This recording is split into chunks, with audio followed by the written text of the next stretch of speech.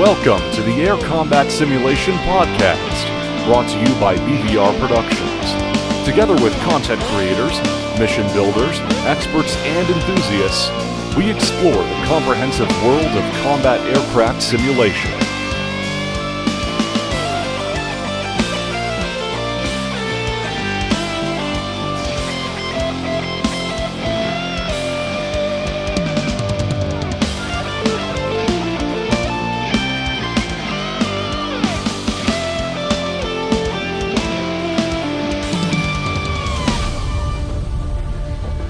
Hi, welcome to the Air Combat Sim Podcast. Today we're lucky enough to have a bunch of game developers that are going to help us walk through the ins and outs of campaign development for a digital combat simulator. And start off, we have our good friend Baltic Dragon here, my co-host. How are you doing, guys. Baltic? I'm fine, thank you. And you? Doing well. And we also have Bell Geode. How you doing? Not too shabby. And yourself? Good. Greg, also known as Reflected. How are you doing? Hey guys, how's it going? And Greg, where are you at? Oh, at the moment I'm in Indonesia. Very cool. So I'm in Austin, Texas. Bell, you're in, where are you at? Pittsburgh, Pennsylvania. Steel City. And Baltic, where are you these days? Are you in Belgium still or in Poland? I'm in Belgium now, yeah. Got it. And we also have Chris. Chris, where are you Hi everyone, at? so I'm Chris, aka Chilling from Ground Pounder Sims, and I'm live from Robin Hood country, Nottinghamshire, England. Well, fantastic. Well, thanks everybody for getting together for this. I think this is one of the topics that we've gotten a lot of interest about. And I personally, as we were talking before the show, I think there's some really good stories to understand how you guys got started and really understand it. Plus, we have a ton of listener questions that we'll dive into as well to try to see some of the nuanced details to get where they want to get started.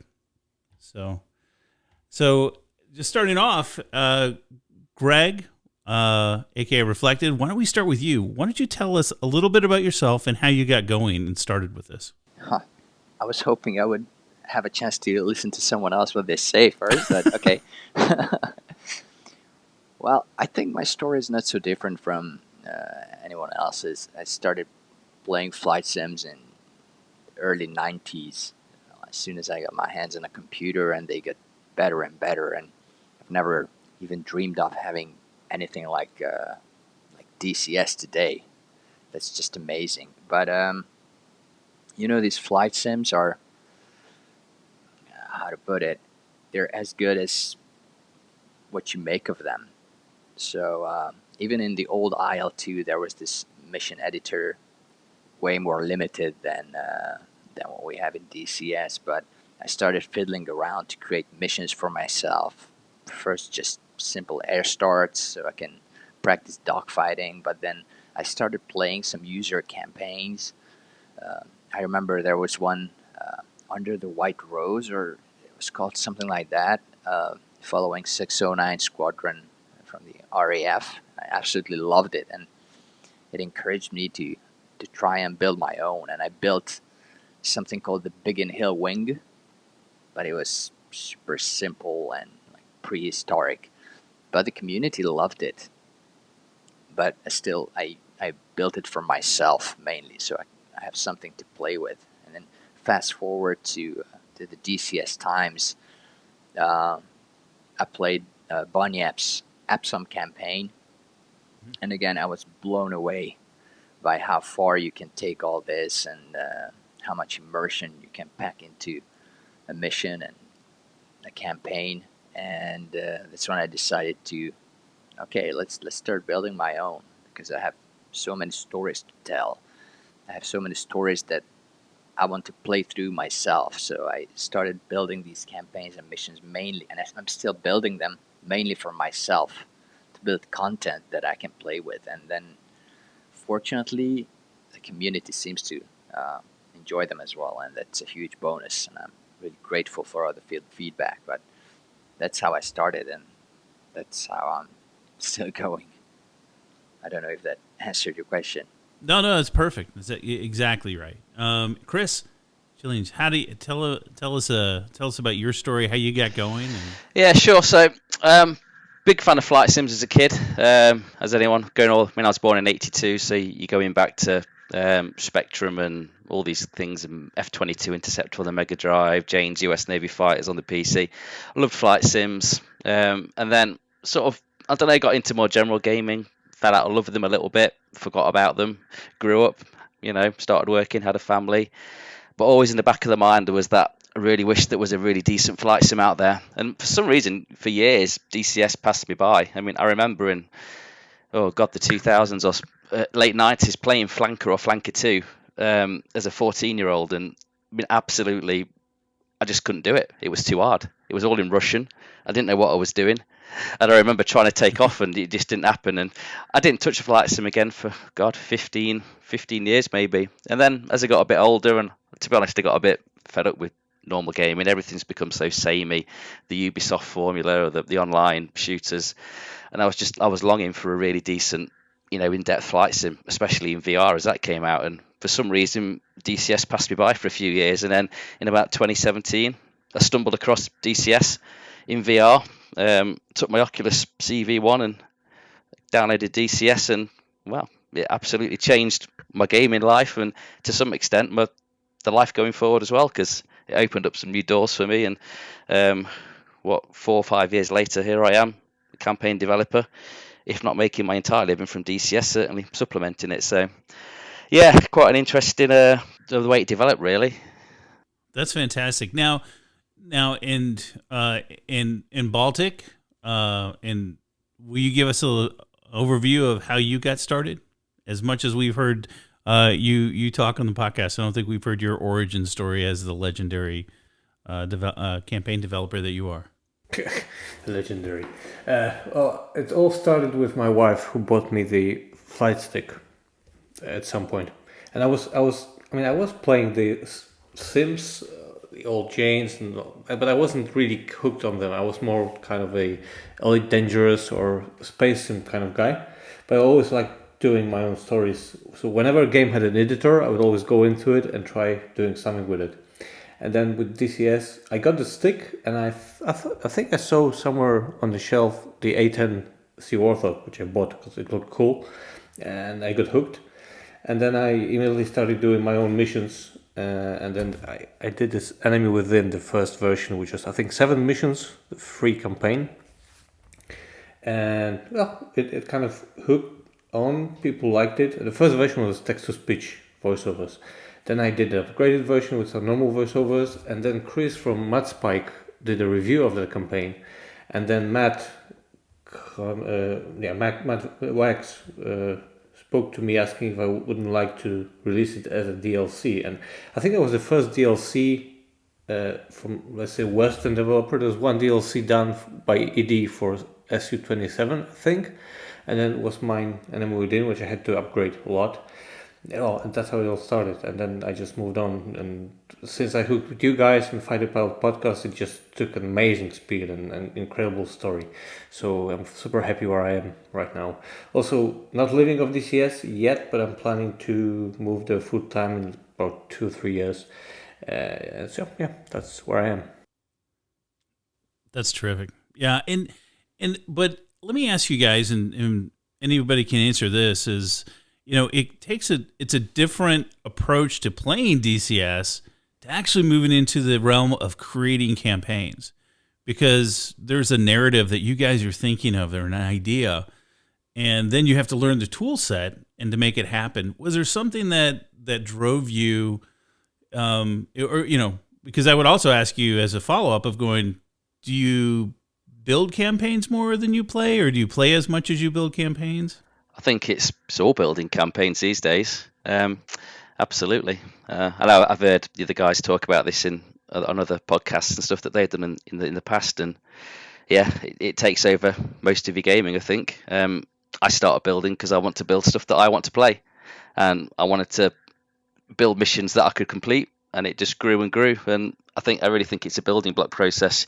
You start off building simple missions, and you keep pushing yourself further and further, and before you know it, you're 2 or 3 years down the line, and you've developed a lot of new skills. So yeah, 5 or 6 years ago, I wouldn't have even dreamed I'd be sat here, being able to talk to you guys, being able to build campaigns that people want to pay money for. But yeah, bit by bit, you learn new skills, and before you know it, you are where you are.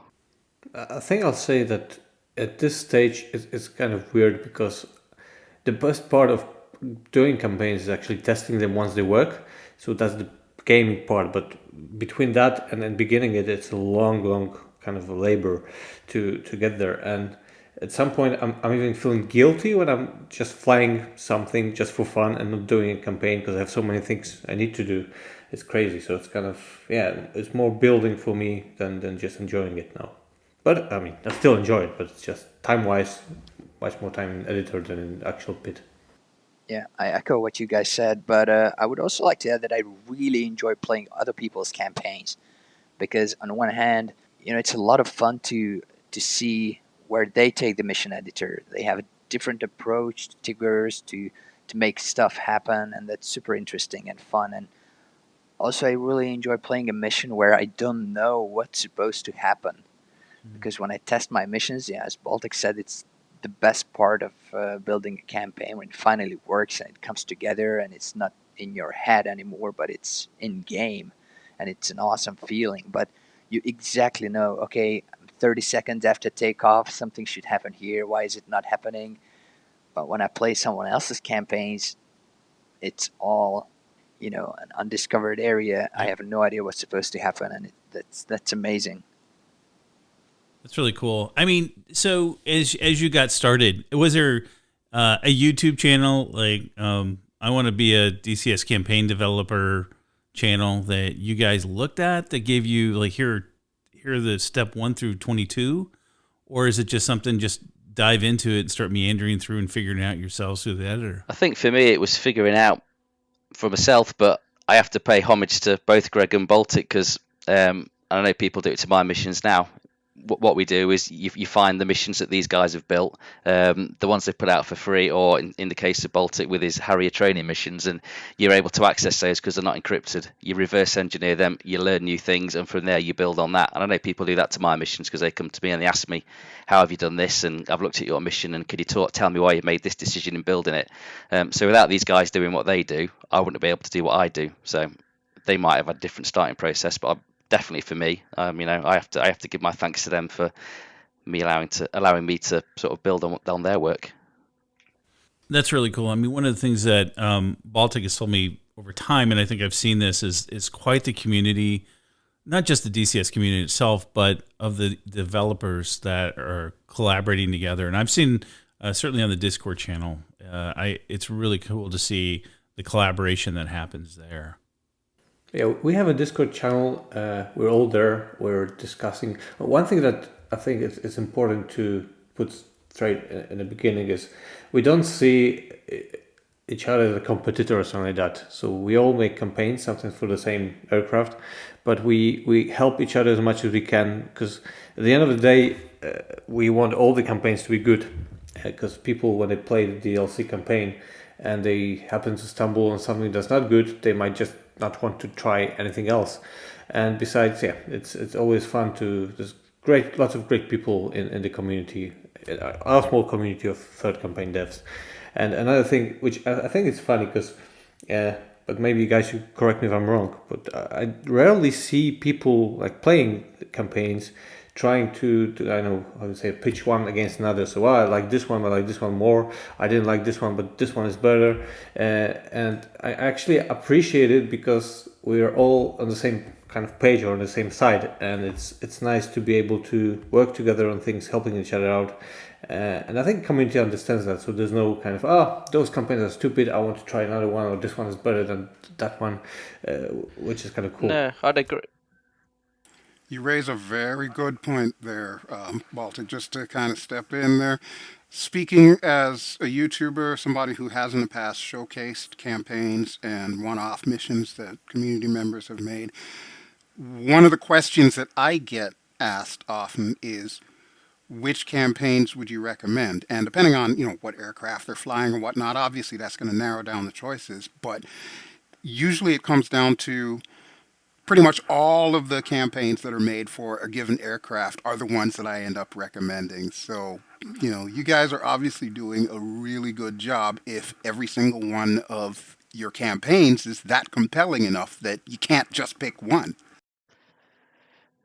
Yeah, for sure. And I think everyone's got a different style as well. I think that's the really important message to get across. So you could take Raven 1, which everyone accepts is an absolutely brilliant campaign, but it's not for everyone because it's a very realistic recreation of naval procedures, and you've got all the SME input in that campaign. But then you've also got for the Hornet something like Rising Squall, which is the absolute other end of the spectrum. And it's just about picking out what kind of campaign that fits for you. And we're not in competition with each other, like Baltic said. It's more a case of knowing what you like and then finding the campaign developer that develops the kind of campaign that you want to play. And that's all it is. Yeah, precisely. That's awesome. I really like to think about campaigns like as they were books. So we as campaign developers, we want to get people get hooked on reading. And once you buy a book, it's not like you buy the best book possible and then you read it and read it again and again and touch nothing else. But if you buy a good book, you read it, you put it on the shelf and you say, "Hey, that was amazing. I need another book." And then you buy another one. So that's why we are not competitors. Actually, it's our aim to make sure all third-party campaigns are really good so people get hooked on playing campaigns and trust the process. And since we have this Discord group, it really accelerated also my mission building because we share tips and tricks. Like, man, how'd you do this? How'd you do that? Somebody figures out a way to solve a problem that we've all been facing, and it's just super helpful. It really helps a lot. Also, we highlight DCS bugs. Something happens to the AI, and then we flag it. Guys, pay attention. Something happened. This is not going to work anymore. Okay, and then we all go back to our own missions and check if it impacts them or not.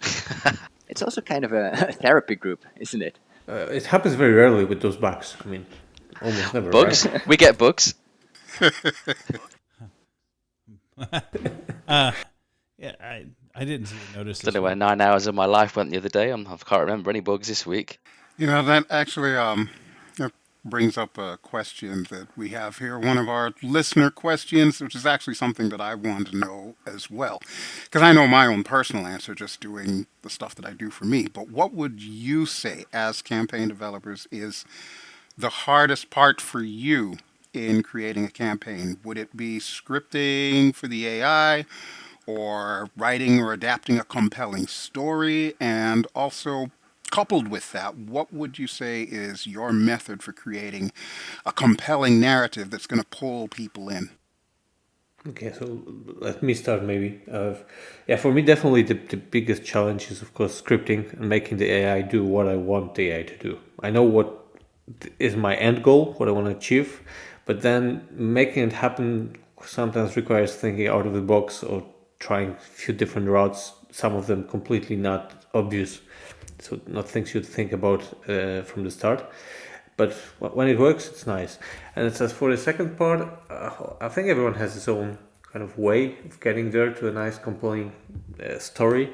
For me, it's usually it's the general idea, but then I just have some ideas for separate missions, and when I start writing them, I develop them then. So it's not that I have them done. And also, quite often during building of a campaign, I just change the plot completely or make some changes that I go directions I wouldn't envisage in the beginning. So I never have a full idea from the outset, but it just meanders and changes as I go.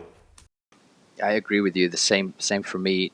It's the AI. So I have something in my head what I want to see in game, but to make sure the AI does that's a challenge, and you really have to think outside of the box. And I think players would be really surprised to know what's going on under the hood while they're not looking, like how many tricks we employ to make sure it's happening that way.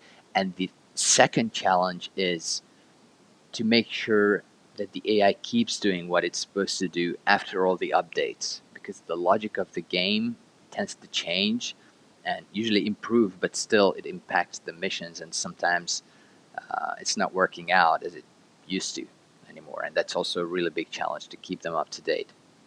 And as for the compelling stories, most of my campaigns are set in history, World War II, Korea, Vietnam, and I find that sometimes reality is way stranger than fiction. So I just read tons and tons of books about that era, that period of time, memoirs and personal accounts. And if you read like a dozen of them, you have enough little anecdotes and stories that would make a good campaign.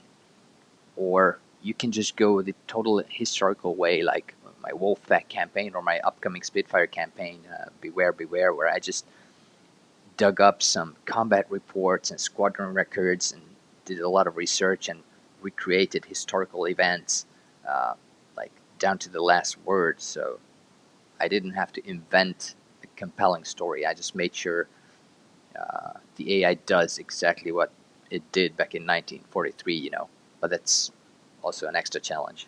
Yeah, for me, I think the hardest part, I find they're both equally challenging. I think the two different skill sets, and you need both to make a decent campaign. You can be the best coder and programmer out there, but if your campaign's got no soul to it, no story, no characters, it's just a set of missions that are technically very good. And vice versa, if you've got a brilliant story and a brilliant setup and scenario, but you're not very good at building the missions, your campaign's going to suffer equally badly. So I think they're both equally difficult for different reasons. The AI can be an issue. I wasn't going to come on here when I found out, or when Baltic asked me to come on a week or so ago and sort of bash the AI, because for me it was working really well, but the events of this week and the open beta has maybe given me a slightly different experience. But it's probably the most difficult bit is probably some of the writing. I find I have a lot of dialogue in my campaigns, and I'm very keen on telling a story, and I've put these optional conversations in that you can access if you want, and if you don't want them because they're not entirely realistic cockpit talk, you can leave them out. But I make these conversations very expositional. They do a lot to talk about the characters and the situation that's going on.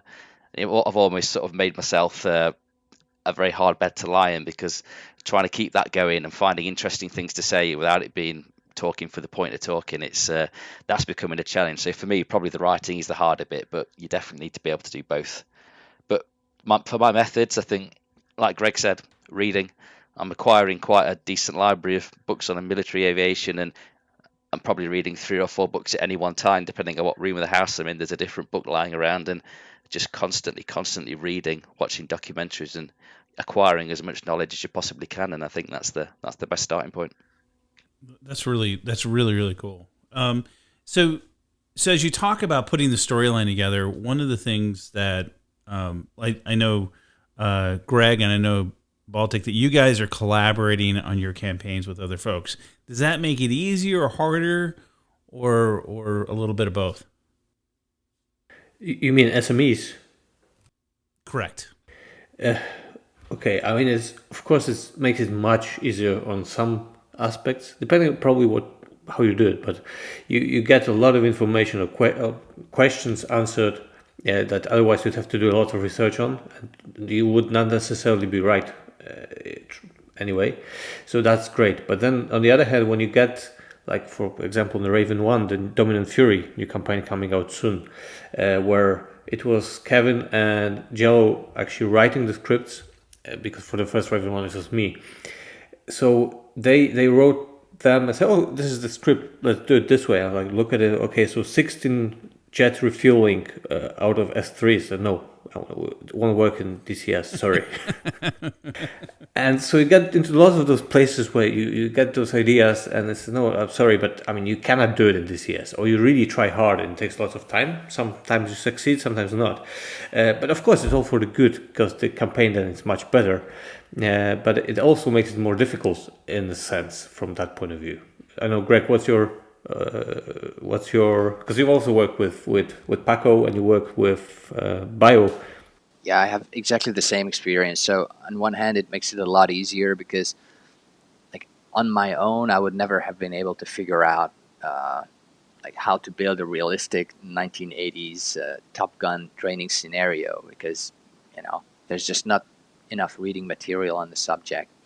And when I worked with Bio, he was a Top Gun instructor, so ultimately the final product will be way more realistic than if we were just working on it on our own, campaign makers.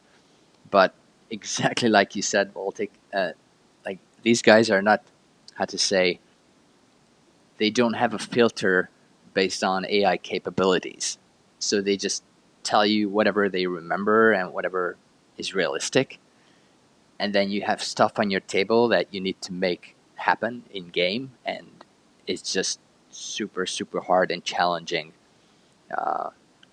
For the last year, I've been working with Paco on a Speed and Angels campaign, so the F-14 RAG training, and it's pushed me way, way beyond my comfort zone and capabilities as a mission builder. But I kept trying and trying, workarounds, and eventually the pieces fit together, and I made it work. But it's way more difficult because when you come up with an idea, you're kind of going for your comfort zone. You don't want 16 Hornets refuel from a single S3. But when your SME says that this is what should happen, this would be realistic, then you start thinking about, okay, how to make it happen. And it's definitely a challenge, but at the end, it's really worth it because these campaigns are really my favorite. So just an announcement for all those how you call them, those guys who are really looking at the reality. Of course, we know that there's no way to refuel 16 Hornets from one S3, right? It was just as an example. Yeah. I just use your example. No, just talking about my example, so that nobody says in the comments that how realistic could that be? Well, and just as a comment, and I've seen this, and I think it's really important that when you are working with the subject matter experts, that you can push back. And I've seen, very pragmatically, Baltic will go back to Hoser and Jello and go, yeah, that's not going to work. So, and they're like, okay. And so, you come back with plan B. So I certainly think that, having a good relationship and an earnest relationship with your SME is going to be really important. So do you all ever find yourselves getting into a situation where it's almost like you have too much reference material, or you're just being bombarded with, too much to parse or too much to pare down into something that can functionally work with DCS? And how do you deal with something like that? There's never too much reference material.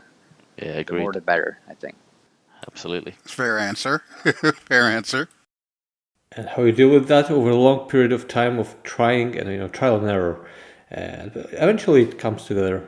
Because at the start you're able to say this will work or this will not work or this may work, and if it may work, it usually does after some trying. But yeah, it takes time. So as you guys have mentioned, there's almost, depending on the campaign, there's a spectrum of complexity to it. So on one end of the spectrum, you might have, and this kind of goes back to a question that one of our listeners had about some that might be quote unquote arcadey versus all the way up to, well, you have to refuel 2 times, which will drive some people crazy.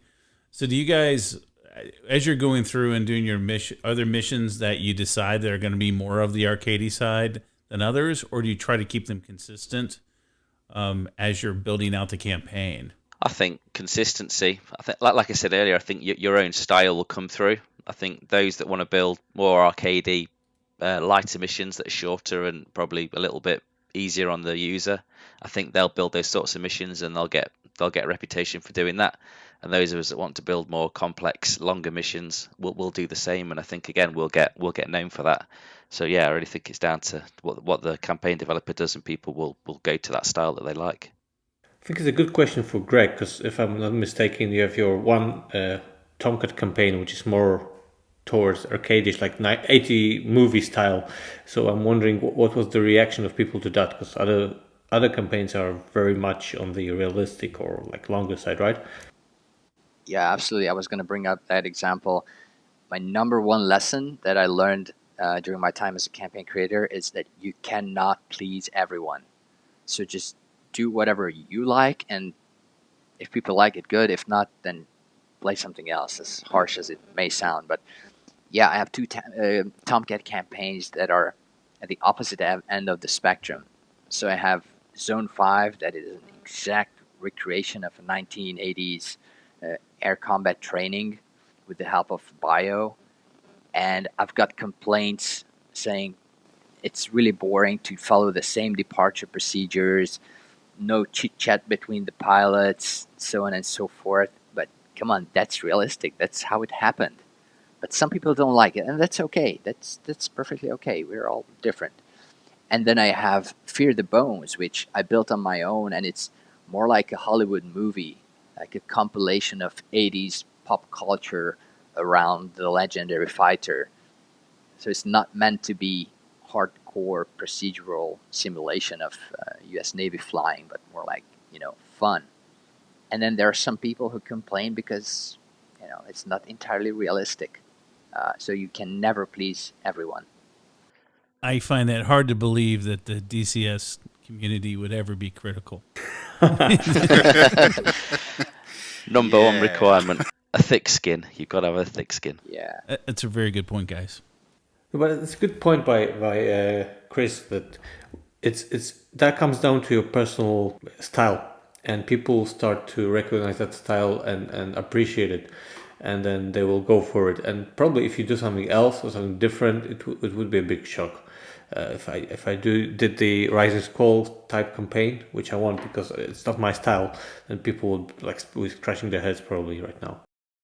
And I'm not saying it's a bad campaign. We've also been cooperating with the guys doing it, and I've tried it, and yeah, it's done very well. It's just not what I'm looking in DCS, but it's a very good set of missions and very fun if you were for the more lighter side of flying. Yeah, I think ultimately our goal is to go for realism, because we have this study level flight simulator where every switch in the cockpit works, and that's amazing. That's the reason why we're here. That's the reason why we're not playing other flight sims. So why not put the same idea into the whole mission to make it study level, right? Yeah, agreed. If you're going to study to learn the plane, then you should expect the same from the missions. That's my personal view anyway, but it's not for everyone. Yeah, no, I think you guys, I think you make a really good point in that when people sign up for DCS, they're not signing up for, for the light version of it. And as we've said on this podcast from time to time, this is, when you get into it, it's a hobby. It's an investment of time, effort, and energy to learn how to use the aircraft. And I think to your point, when you sit there as an extension, I think the campaigns, there's an expectation with it. But at the end of the day, there are going to be people that, like, I love my brother-in-law, but he's going to sit there and go, he wants to press a button and pull a trigger and call it a day. And that's just, there are going to be folks that want to do that. And that's okay. And then somewhat opposite end of the spectrum, too. There's those of us who absolutely adore a really good story more than anything else. It doesn't matter if I forget to, flip XYZ switch at the perfect time or whatever, as long as I'm just so sucked into the story. And, for those folks, too, that also is a very important aspect to, the campaigns. Perfect example, Paradise Lost. Love that campaign simply because of the fact that it makes me feel like I'm back in, the late 60s, early 70s Vietnam era. Thanks. And actually, one of the things that I was wondering too, because I've dabbled around in mission creation, but obviously not nearly to the same level as you boys do. How do you go from getting, a bunch of single missions into one cohesive campaign? Does it start life as one cohesive campaign? Did you just break into chapters? Or do you come up with various ideas at various times and then just try to, link them all together? I think that's a really interesting question, and I'm actually fascinated to hear how Greg and Baltic do that, because I've got my own technique, and I have no idea what these guys' is. I mean, for me, it's I read, and I keep reading. I make an absolute load of notes, and at the end of it, I make a massive spreadsheet of all the different things that could happen during the campaign. You sketch out the story. I build modifiers in, so what would make this mission different from another? It might be weather, it might be unique events happening, and then I start to filter that down into a set of missions, and from that I get the skeleton of a campaign, which evolves as I build it. But absolutely, it comes from one idea of a story, I think, and then you start to really look at how you can make each mission stand out, because it'd be really easy to make 15, 16 missions that are identical. The same things happen, but you've got to put twists into each one and make it unique. As for how these guys do it, yeah, I'd definitely be interested to hear how their process is. I do precisely the same. Exactly. Oh, that's cool. For me, it's more, I mean, yeah, I have the general idea, but for instance, the enemy within, I had the idea of the whole CLA and coin operations, but my mission that I built it around was the one when you take off during the mortar attack on the airfield. That was what I had in mind, and then I kind of built the campaign backwards from that point, and then onwards from that point of what could have happened. So I'm less meticulous when it comes to putting down the whole, like a spreadsheet of all missions, what might happen. I just put a few notes on some possible twists, but then as I build the campaign, it's changing all the time. I just have a general idea. No, that's really interesting. I mean, to be fair, like if anyone's played Cerberus North, they've probably seen the documentation, like the intelligence briefing that comes with that's 98 pages long, and it's just full of information on the backstory. For me, it's about creating this entire virtual world, and it will say, right, if you're going to go anywhere near Damascus, for example, these are the army units defending Damascus. Now, when I'm building the campaign, when I've got a mission providing close air support, for example, it will be a case of, right, I'll use that document as my own reference. All right, what units are going to be there? And it kind of creates the authenticity of the campaign.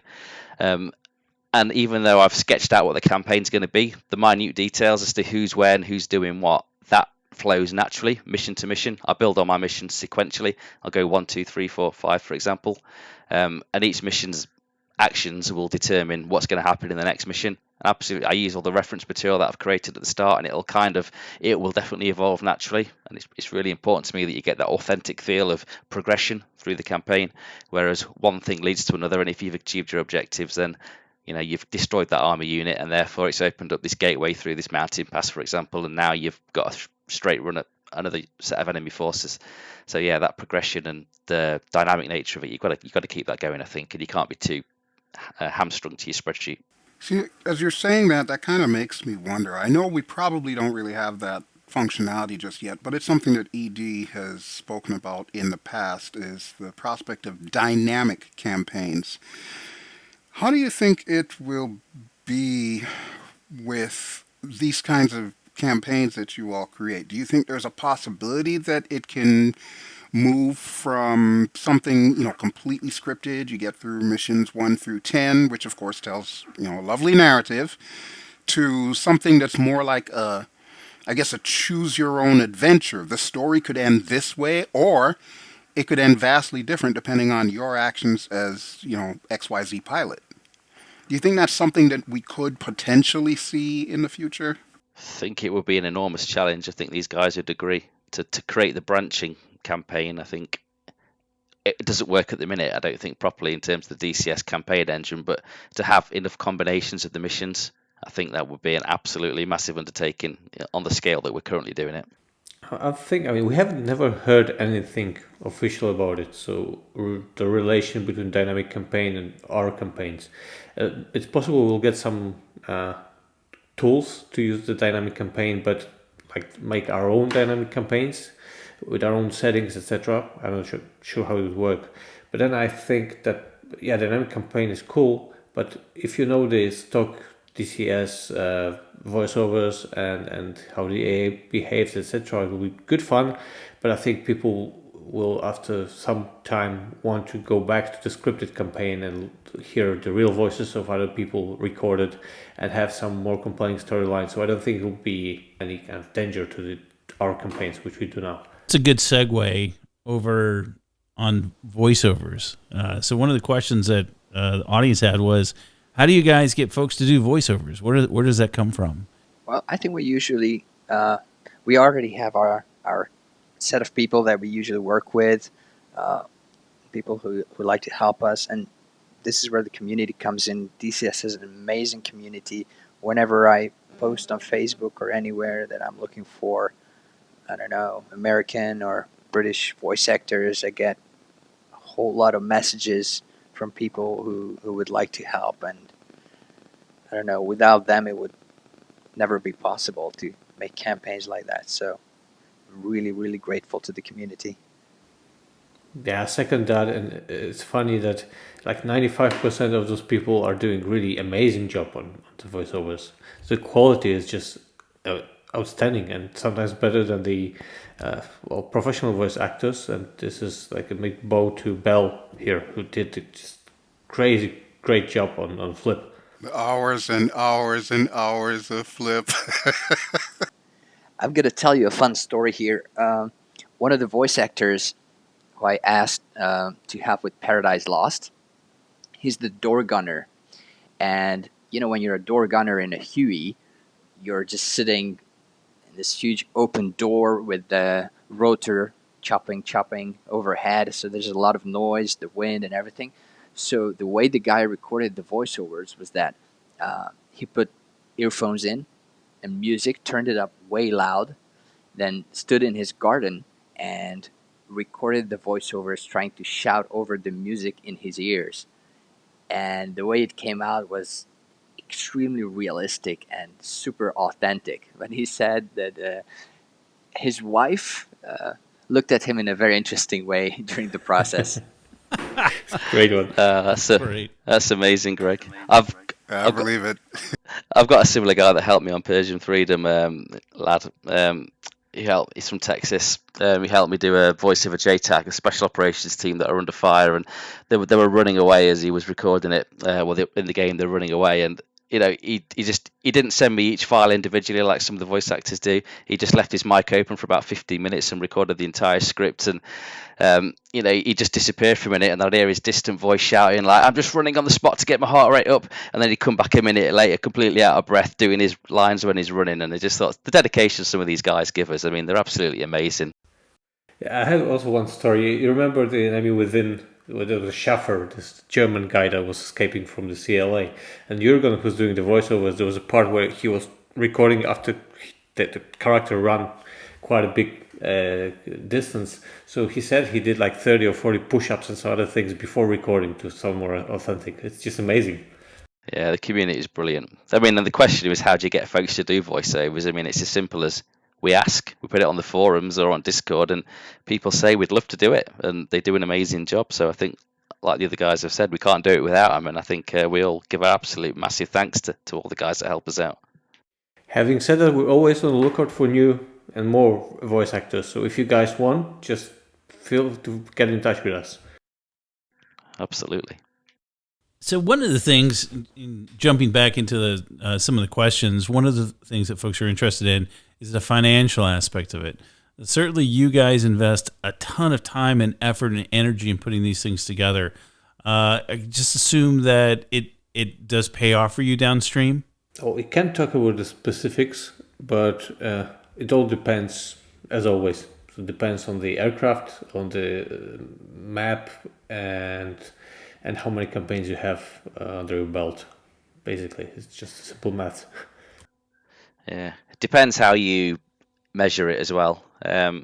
If you measure your, I guess we talked about this before in our Discord, if you measure your effort in time, as in per hour, you know, that makes the equation completely different to maybe the final payoff. So really how you look at it matters quite a lot. Well, you know, and as you guys have said that, you know, whether, you know, BD downstream, you would love for this to be your full-time gig, and that's an objective to move towards. So I would just, you know, I think connecting the dots of saying that obviously it's worth it in the sense that you're able to do it. Obviously, without going into the nuanced details and the relationship that you guys have with Eagle Dynamics. Oh yeah, I think it's doable. You need to build your position, and you need to have quite a big kind of, I don't know how to call it, fan base or people that recognize what you're doing, and then it's doable. Yeah, for sure. I mean, for me, it's also like you've got to look at the if you're putting all your eggs in one basket in terms of your income, you got to look at your campaign performance as well. What are the barriers to having a good quarter or not? Any issues with the game, any updates, people not buying your stuff. So it's a big leap to make, that's for sure. Well, in as an aside to that, one of the things that we sort of talked around is the ownership that you guys have for the campaign, and I think and I've seen this happen, is that, hey, there's a new release that comes out for open beta, and then a campaign gets broken. So it's not like once you release it, you're done. You guys have an obligation to continue to do that. Is that correct? To keep up with the campaign, that is, to make sure that absolutely. it continues to work on the platform. It's part of our agreement with ED, yeah. And that's a huge part of the work, actually, to make sure they work all the time. And it's in our best interest, because if we just leave the campaigns out there and let the chips fall wherever they may, if it breaks, what if somebody buys the campaign at that moment? This is what worries me.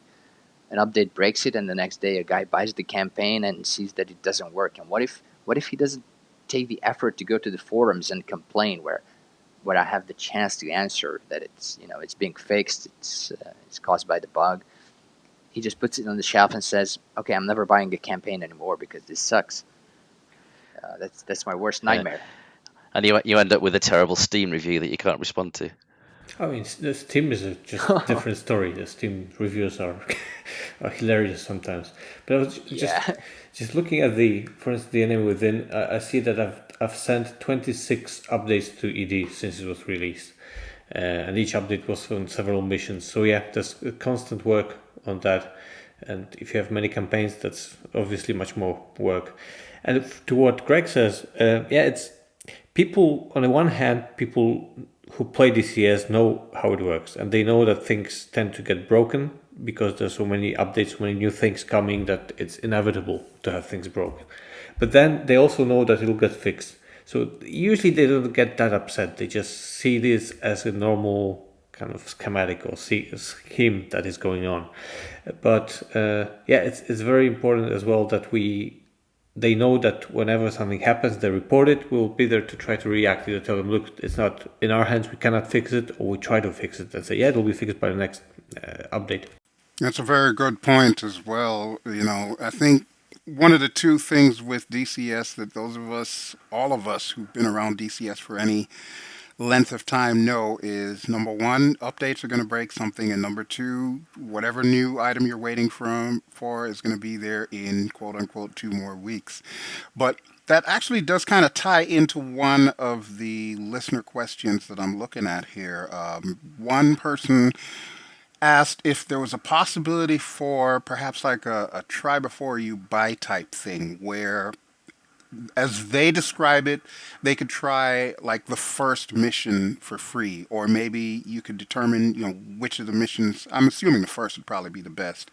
Is that something that you think might help alleviate a little bit of the pressure, or, how do you work something like that for those who are on the fence but might be skeptical or whatnot? I think that would be an amazing idea, but it has to come from ED. Before, I had this same request and I thought it was a great idea, so I uploaded sample missions from each campaign into the user files section. But then, as time passed by, DCS was getting updated, so I had to keep updating that mission. But when it's in the user file section, people download the current version and keep that one. So I couldn't be sure that they had the most recent version that actually worked. What if you download the sample mission now and 3 months later you give it a shot, but since then there were 3 updates to the mission to make sure it keeps working, and then it doesn't work? So it kind of defeats the purpose. I think it would be a great idea if somehow it could be done from the module manager, so you could download the sample, but that sample would be updated just like your campaign is updated after you buy it. You know what I mean? And also tied with that would be great to be able to actually upload our updates for our campaigns that would not be linked to the official open beta update, so we could do it in between. That would be great, but I don't think it's going to happen. Yeah, no, I completely agree. It would be interesting, though. I mean, if you think about it right now, you have the ability to skip the missions, so you can give them a status. So in the event that, from a software standpoint, you could sit there and say, just deactivate these missions. So I can see where they could do it, or there may be a path for it. But would it, if you went ahead and did it, they may like mission 1, but may not like mission 5. And, but I think it's interesting. But I think, to Greg's point, man, if you have to start managing files in 5 different places and updates, that's harsh. Yeah, well, we're talking to ED about those things, and they are very forthcoming and kind of listening. We have, I think, good lines of communication with them, especially now with the recent bug that was introduced in the last open beta. They squashed it really, really quickly and internally. Yeah, they were really good on that, I have to say. They moved really, really fast, so that was quite impressive. So we had a number of questions around some of the aircraft and things that people are working on. But just in general, in Baltic, even as you said, you get some modules are going to be more popular around certain aircraft. Do you guys prefer to work on certain aircraft over other aircraft? And if so, for what reason? I think it's got to be what you've got a passion for.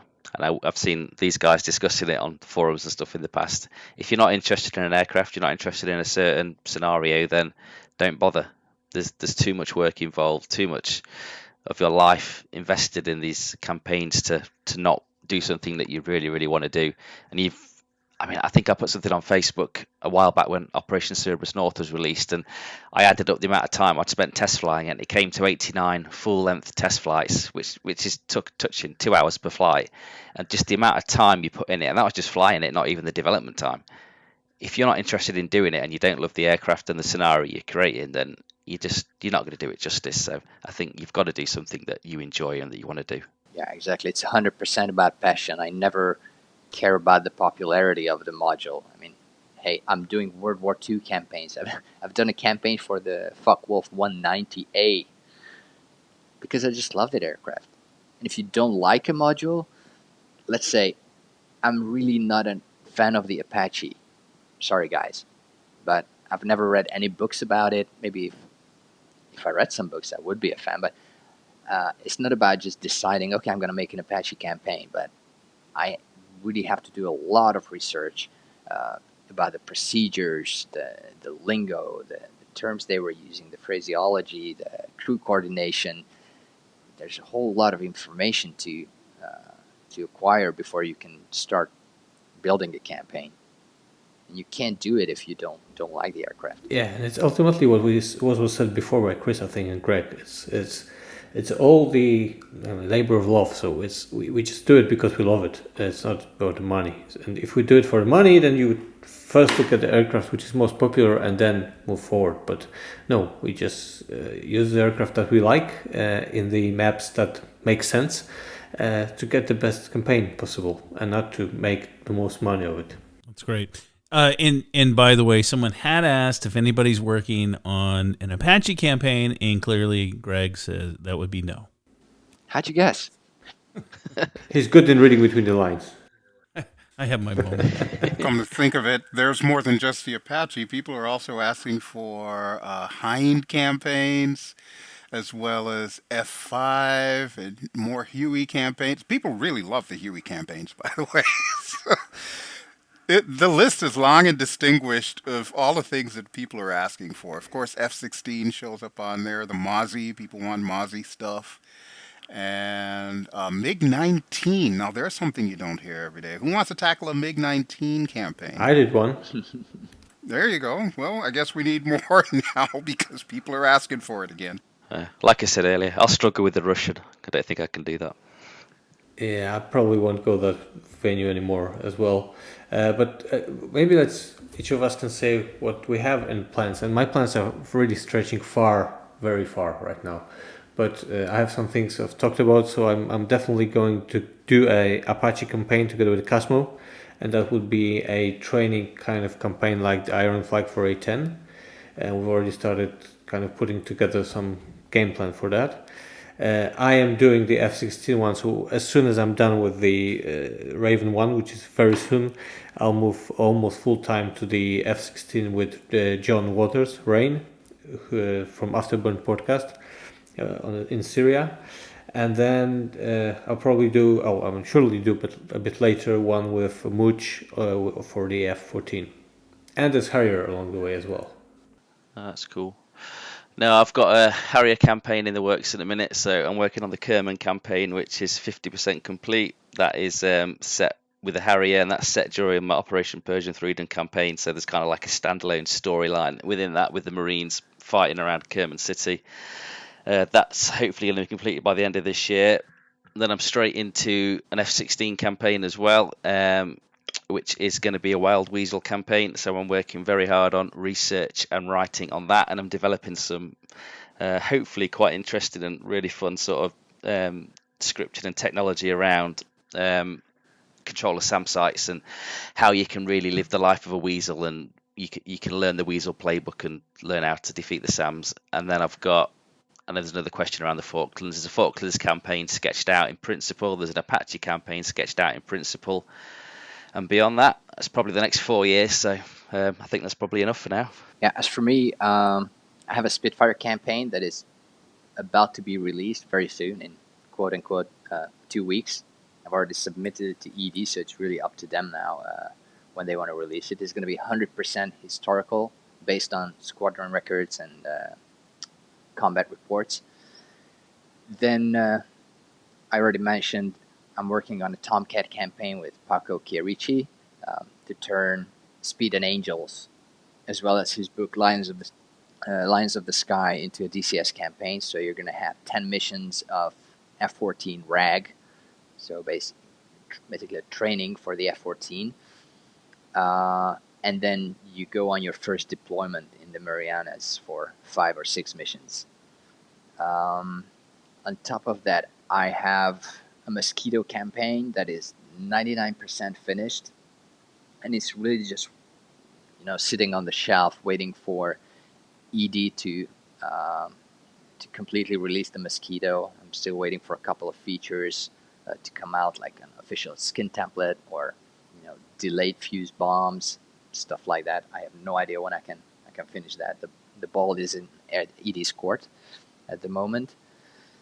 I also started working on a sequel to Paradise Lost for the F-4 Phantom once Hitler releases that aircraft. At the moment, I'm building the story. I'm researching, building the skeleton of the missions using the F5 as a stand-in. And that's it. I may have some plans for the F-16 as well, but it's way down the road. It's very modern for you, Greg. Well, that's terrific, guys.